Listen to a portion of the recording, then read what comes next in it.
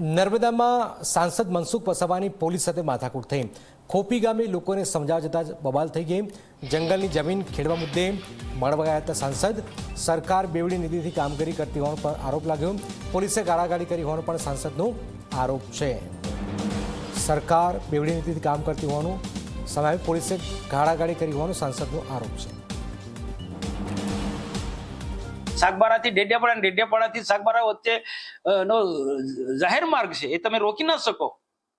તો આ જ પ્રકારની અમારી રકઝક એના હાથે સાથે થઈ। એમાં એક પોલીસ વાળો હતો, એ થોડો પીધેલો હતા। આમ તો લગભગ બધા પોલીસ વાળા બધા પીધેલા હતા। તો એમાં એક બે લોકો ગાળાગાળી કરીને નિમ્ન કક્ષાની ગાળો બોલી।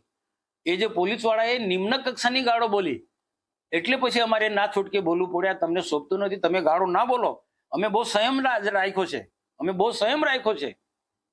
પણ આજે ત્યારે જ મારે કહેવું પડ્યું કે એક બાજુ તમે સરકાર અમારી સાથે સમાધાનની વાત કરે છે, અને બીજું બાજુ સરકારમાંથી એવો આદેશ આપવામાં આવે, જંગલ ખાતાના વડાઓ ઉપરથી ગાંધીનગરથી એવો આદેશ આપવામાં આવે છે, ડીએસપી ને ડીએફઓ ની સૂચના આપે છે કે આ વિસ્તારમાં ચકલું પણ નહીં ફરવા જેવું। તો શું આ લોકશાહી છે? એક રસ્તો કોનો છે પૂછું? જાહેર રસ્તો કેમ રોકો છો? જાહેર રસ્તો કેમ રોકો તમે?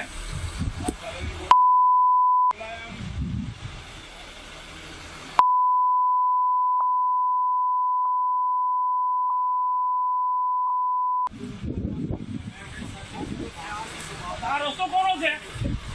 મેં પૂછેલું કોનો રસ્તો સર?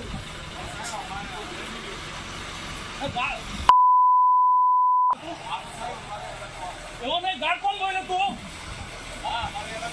ગાળ કોણ